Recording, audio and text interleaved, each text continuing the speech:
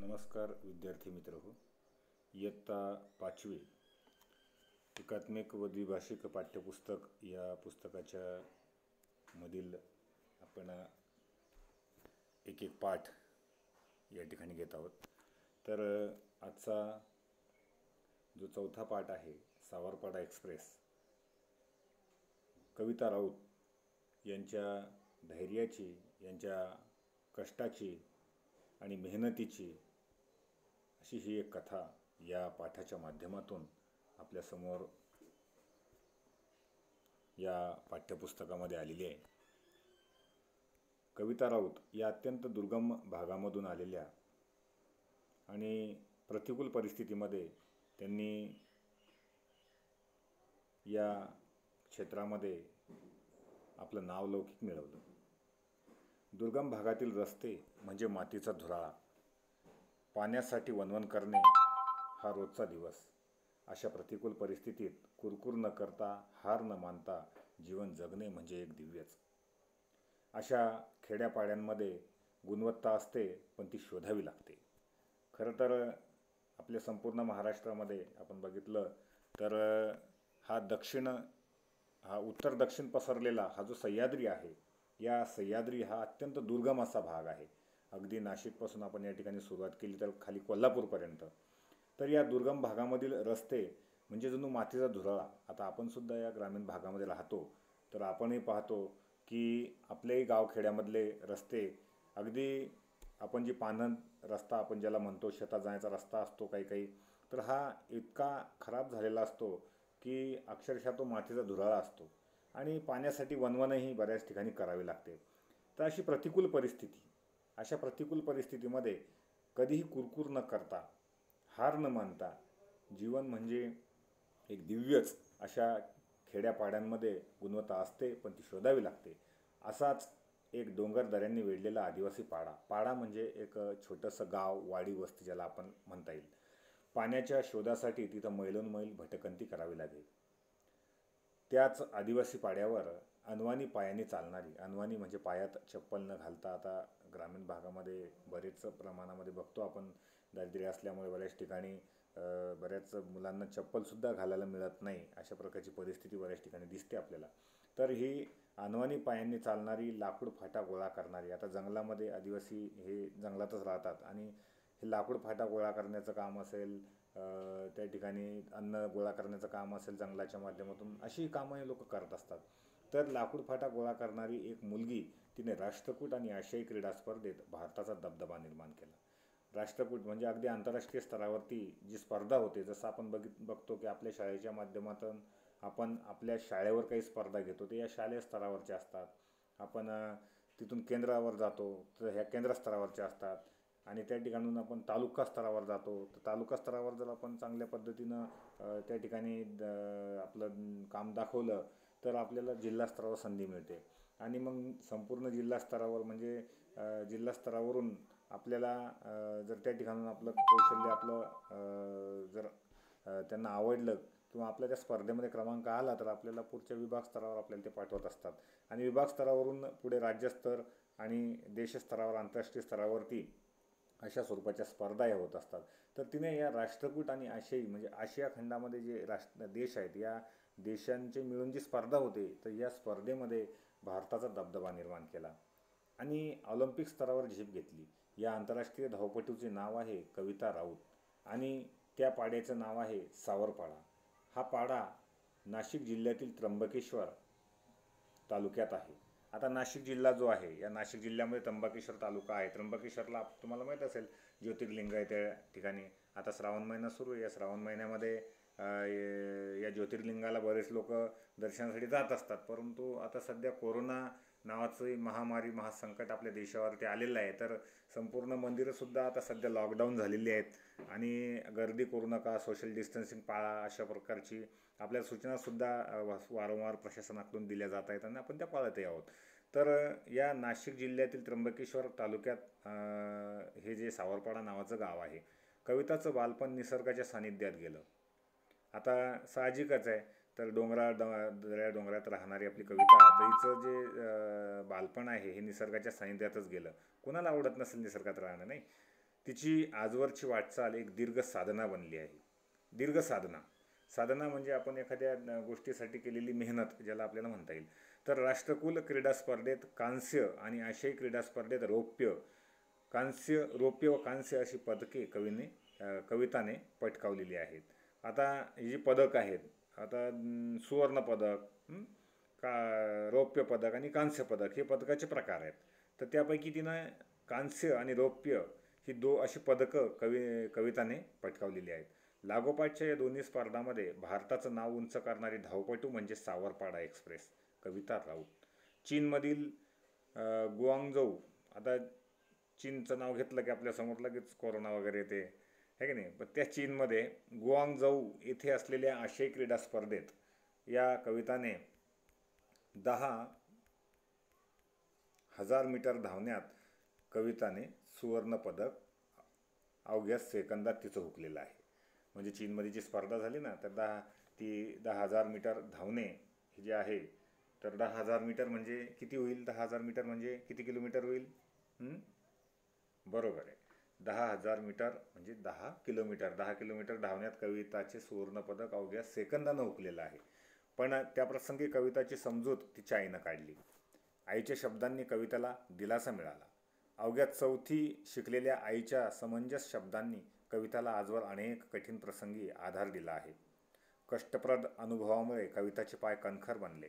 नाशिक जिल्हास्तरीय शालेय क्रीडा स्पर्धेत कवितेने धावण्यात प्रथम क्रमांक मिळवला. मी तुम्हाला अगोदरच सांगितलं की शाळा स्तर, केंद्र स्तर, तालुका स्तर आणि मग जिल्हा स्तर.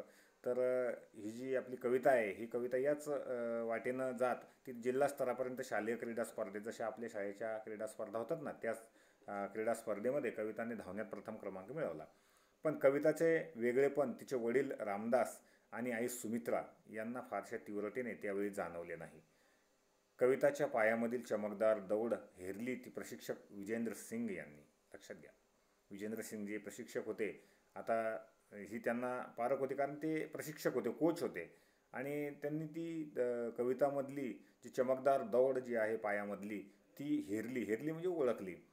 त्यांनी कविताच्या आईवडिलांची मानसिकता तयार केली आणि तिला नाशिकच्या भोसला मिलिटरी स्कूलच्या मैदानावर तंत्रशुद्ध पद्धतीने धावण्याचे धडे देण्यास सुरुवात केली. आता बऱ्याच वेळेस काय होते की मुलींना बाहेर शिकायला जायचं म्हटलं तर कुरकुर केली जाते, ग्रामीण भागामध्ये आपण बघतो. परंतु विजेंद्र सिंग यांनी तिच्या आईवडिलांची समजूत काढली आणि तिला जी मिलिटरी स्कूल आहे, भोसला मिलिटरी स्कूल नाशिकला आहे ती, त्या ठिकाणी तिला तंत्रशुद्ध पद्धतीनं धावण्याचे धडे देण्याची सुरुवात केली. बूट घालून धावणे कविताला अवघड वाटायचे. आता कविताला अनवाणी चालण्याची सवय, दारिद्र्य यामध्ये तिला बूट घालून धावण्याची सवय तिला अजिबात नव्हती. मग तिला तर अवघड वाटायचे कारण लहानपणापासून अनवाणी धावण्याचीच तिला सवय होती. विजेंद्र सिंग यांनी तिच्याकडून बूट घालून धावण्याचा सराव नियमितपणे करून घेतला. हिऱ्याला पैलू पाडल्यावर त्याचे तेज अधिकच फैलावते, तसे तिच्या बाबतीत झाले.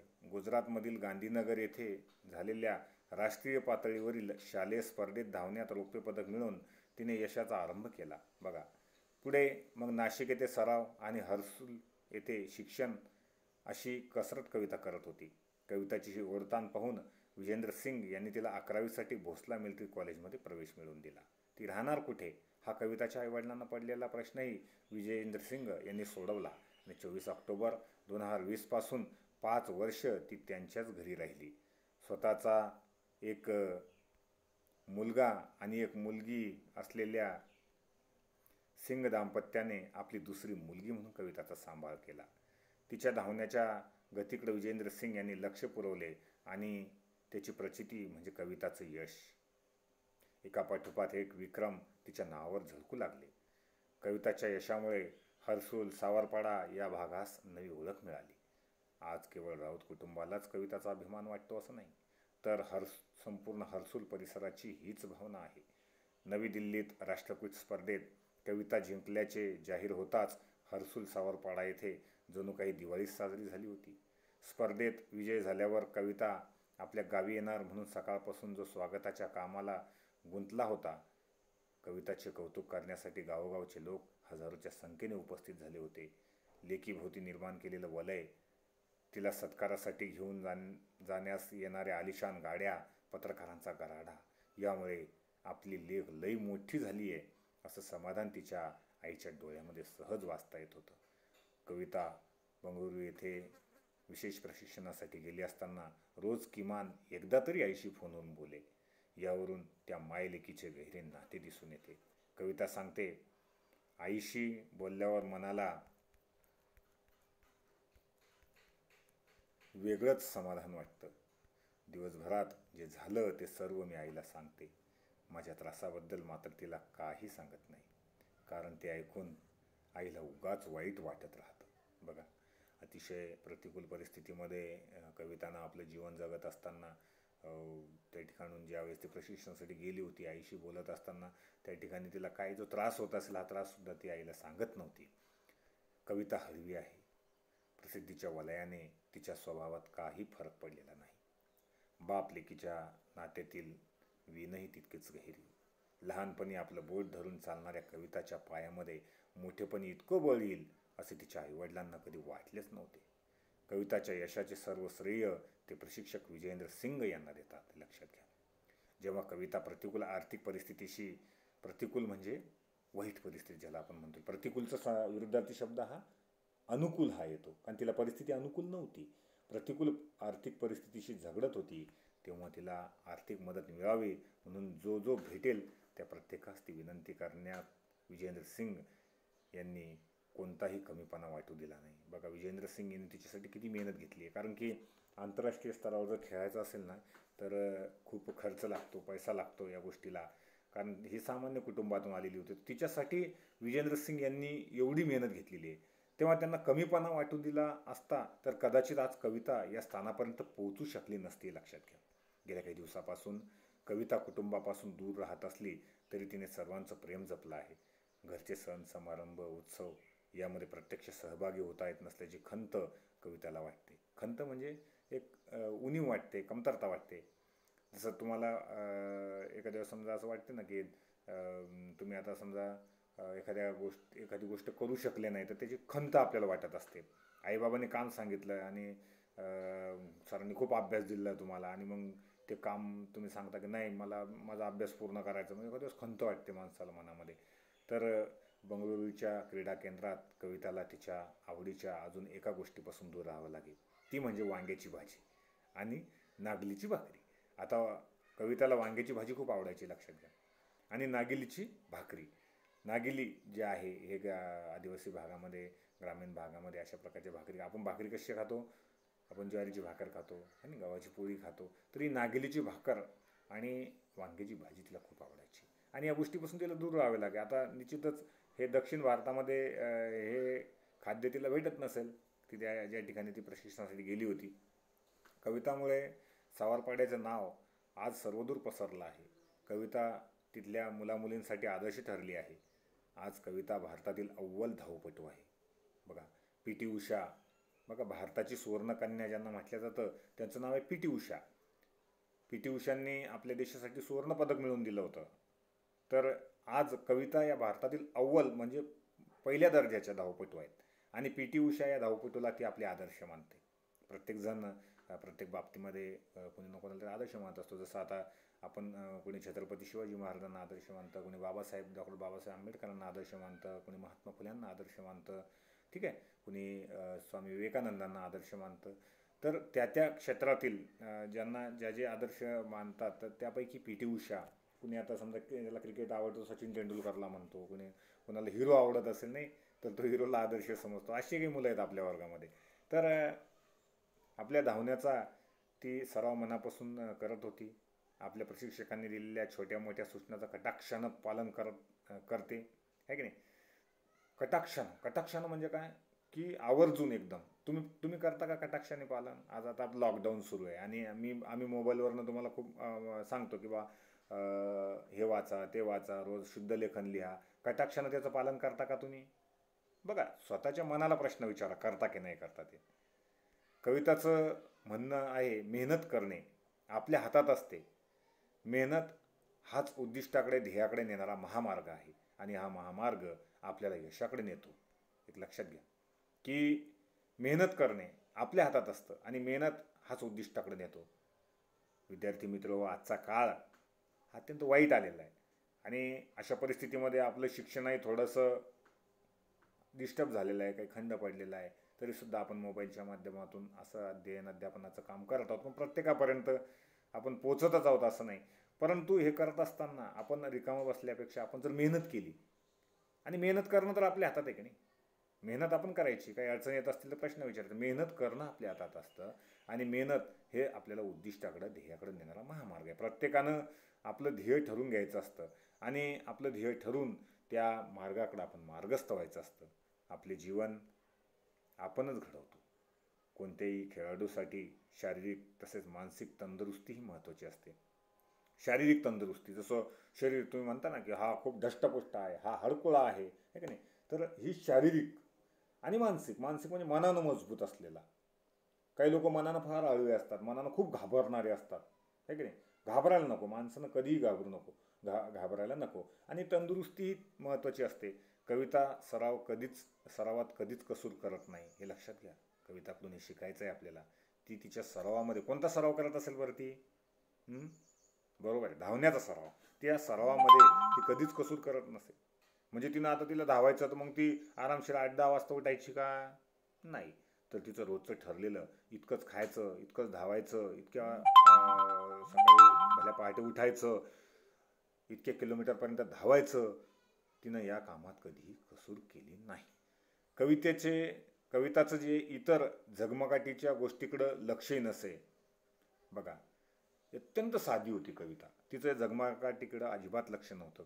काही मुलींचं असतं लक्ष की बा झगमगाट करणं, फक्त बस त्या गोष्टीकडं अधिक लक्ष देणं आणि कामामध्ये कसूर करणं, ह्या गोष्टी आपण कधीही करू नये.